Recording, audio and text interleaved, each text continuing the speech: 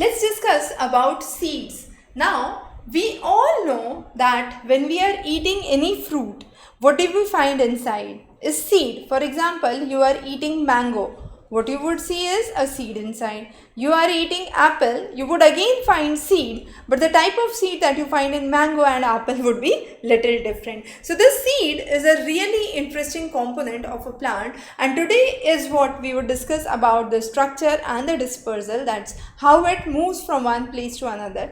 Now this seed actually grows or sprouts and forms the seedling. Now this seedling is important for the process of germination.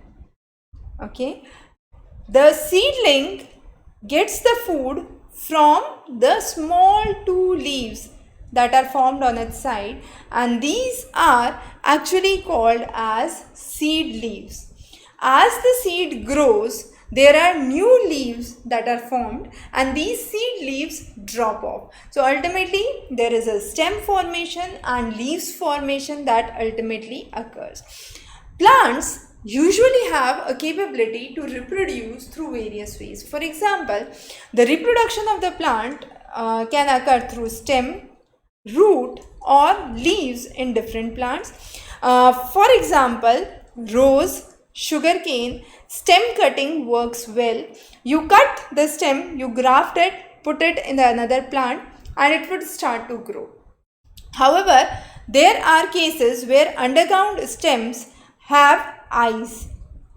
Eye is seen in potato and this is the site for the growth of new plants. So take a potato, keep it for 10 days outside and slowly you would see a small sapling coming out of it, and that is from the eye of the potato, the underground stem which is present.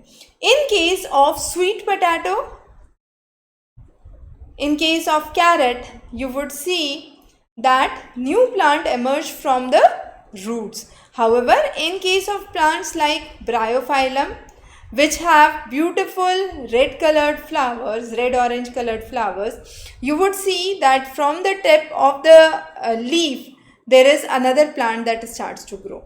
So plant of one kind occur during a particular season and in a particular region, and they are called as crops. More about crops